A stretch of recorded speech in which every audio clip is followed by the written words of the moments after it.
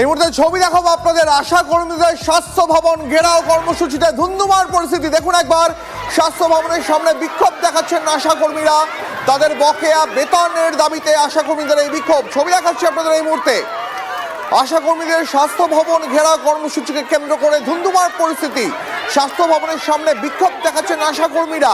বকেয়া বেতনের দাবিতে আশা কর্মীদের এই বিক্ষোভ। পুলিশের সঙ্গেও বচসা ধাক্কাধাক্কি আশা কর্মীদের। সেই ছবি দেখাচ্ছি আপনাদের। সল্টলেকে স্বাস্থ্য ভবন ঘেরাও করেছেন আশা কর্মীরা। কর্মসূচিকে কেন্দ্র করে ধুন্ধুমার পরিস্থিতি। স্বাস্থ্য ভবনের সামনে বিক্ষোভ দেখাচ্ছেন আশা কর্মীরা। তাদের বেতন দীর্ঘদিন ধরে বকেয়া রয়েছে, এই অভিযোগে আশা কর্মীরা বিক্ষোভ দেখাচ্ছেন। পুলিশের সঙ্গেও বচসা ধাক্কাধাক্কি হয় আশা কর্মীদের। আপনারা দেখছেন স্বাস্থ্য ভবনে ঢোকার মুখে পুলিশ তাদের আটকে দেয় ব্যারিকেড দিয়ে। সেই ব্যারিকেডের সামনে বিক্ষোভ দেখাচ্ছেন আশা কর্মীরা।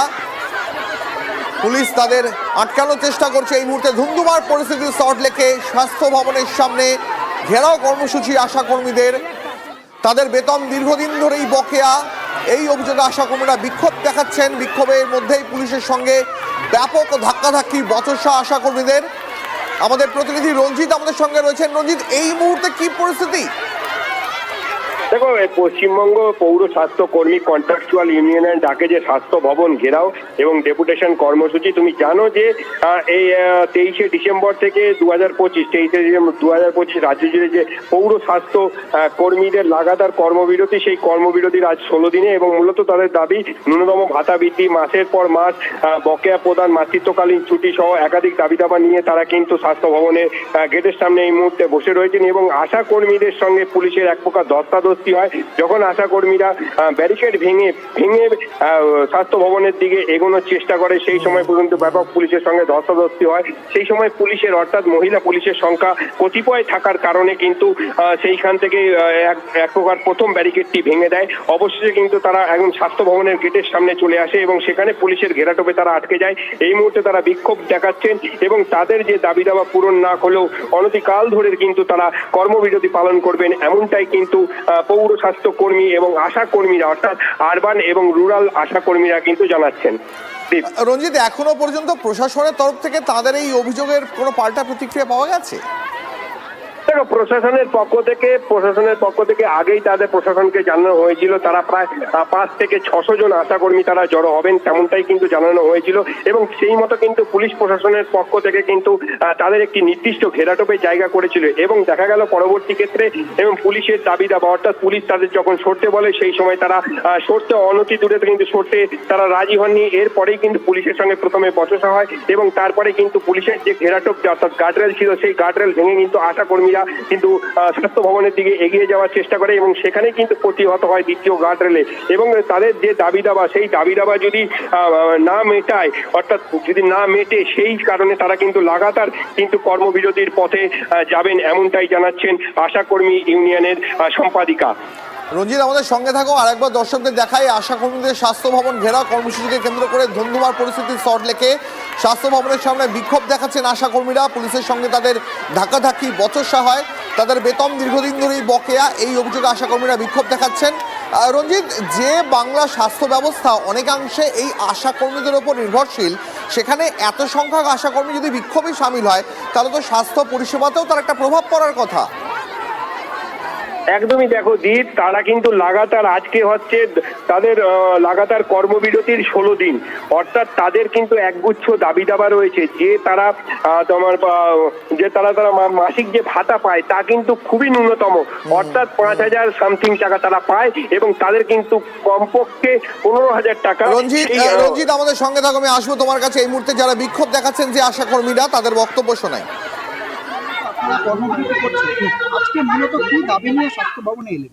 আমাদের মূল দাবি হচ্ছে পশ্চিমবঙ্গ আশাকর্মী ইউনিয়ন, পশ্চিমবঙ্গ পৌর স্বাস্থ্য কর্মী কন্ট্রাকচুয়াল ইউনিয়ন, এই দুটি ইউনিয়ন এবং তাদের নেতৃত্বে যে এই রাজ্যের যে হাজার হাজার আশাকর্মী লড়ছে, আমাদের মূল কথা হচ্ছে এরা স্বাস্থ্যকর্মী।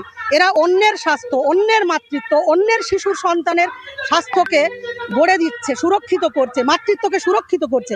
কিন্তু এই আশাকর্মীরা তারা বেতন ভাতা ঠিকমতো পাচ্ছে না, যেটুকু পায় অত্যন্ত কম, যেটা সমাজে বলা যায় না, 5,250 টাকা। আমাদের দাবি হচ্ছে 15,000 টাকা ন্যূনতম রাজ্য সরকারকে ভাতা দিতে হবে। কোনো টাকা ভাগে ভাগে দেওয়া চলবে না, এককালীন দিতে হবে। 1 বছর পর্যন্ত যত বকেয়া আছে সমস্ত মেটাতে হবে। সরকারি ঘোষিত যা ছুটি সব কর্মীরা পায় সেই ছুটি দিতে হবে। মাতৃত্বকালীন ছুটি দিতে হবে। অভিজ্ঞতার ভিত্তিতে কর্মীদের পদোন্নতির ব্যবস্থা করতে হবে। এই মূল দাবিগুলো আমাদের আছে। এর সঙ্গে সরকারি স্বীকৃতি অবশ্যই দিতে হবে। 45-46তম শ্রম সম্মেলনের যে সিদ্ধান্ত সুপারিশ, সেই সুপারিশ মেনে স্বাস্থ্যকর্মীর স্বীকৃতি দিতে হবে। না হলে আজকে 16 দিন, এটা 16 দিনে থাকবে না।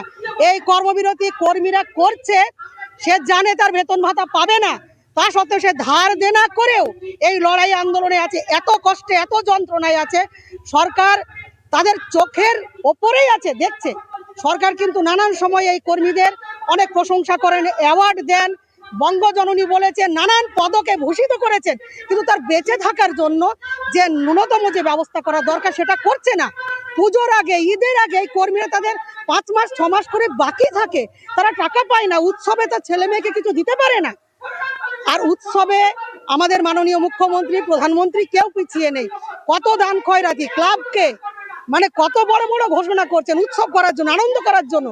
একদিকে আশা কর্মীদের ঘরে অন্ধকার, আর উৎসবের জন্য আর আমরা সরাসরি রঞ্জিতের কাছে চলে যাব। রঞ্জিত, আশা কর্মীদের তরফ থেকে যে অভিযোগটা করা হচ্ছে যে তাদের মাস গেলে মাত্র 5,000 টাকার কাছাকাছি বেতন দেওয়া হয় এবং সেটাও অনিয়মিত। তাদের দাবি তাদের 15,000 টাকা করে ভাতা দিতে হবে এবং তার পাশাপাশি তারা স্বীকৃতি চাইছেন। একদমই দেখো, তাদের যে ন্যূনতম বেতন, ন্যূনতম যে ভাতা রয়েছে, বেতন তো নয় ভাতা, সেটা 5,250 এবং ন্যূনতম বেতন হওয়া তাদের যে দাবি, ন্যূনতম বেতন 15,000 করতে হবে। শুধু তাই নয়, মাতৃত্বকালীন ছুটি, তাদের সরকারি স্বীকৃতি, অর্থাৎ তারা যে স্বাস্থ্য পরিষেবা দিয়ে থাকেন এবং তারা যে মায়েদের যারা জীবন সুরক্ষা এবং বাচ্চাদের জীবন সুরক্ষার কাজ করে থাকেন, তাদের ন্যূনতম স্বীকৃতিটুকু দেওয়া হয় না, এমনটাই কিন্তু তারা অভিযোগ করছেন। এবং তারা দিনের পর দিন, মাসের পর মাস তারা কাজ করছে স্বাস্থ্য পরিষেবা নিয়ে। তাদেরকে শুধুমাত্র যে বেতন অর্থাৎ ভাতা যে বৃদ্ধি করতে হবে তা নয়, তাদের কিন্তু সরকারি স্বীকৃতিতে তাও দাবি করছেন। এবং সেই সমস্ত বিষয় নিয়ে তারা কিন্তু 5 থেকে 600 জন যারা আশাকর্মী, অর্থাৎ আরবান এবং রুরাল যারা আশাকর্মীরা আছেন, তারা জড়ো হয়েছেন স্বাস্থ্য ভবনের সামনে। তাদের একটাই দাবি যে ভাতা বাড়ানো হোক, অর্থাৎ বেতন, তাদের যে বেতনটা বাড়ানো হোক। তারা এটাও বলছে যে তাদের আন্দোলন যদি এখনই তাদের দাবি দেওয়া না মেটানো হয়, তাহলে পরবর্তীতে তারা আরো বৃহত্তর আন্দোলনে সামিল হবে। রঞ্জিত, আমাদের সঙ্গে থাকো।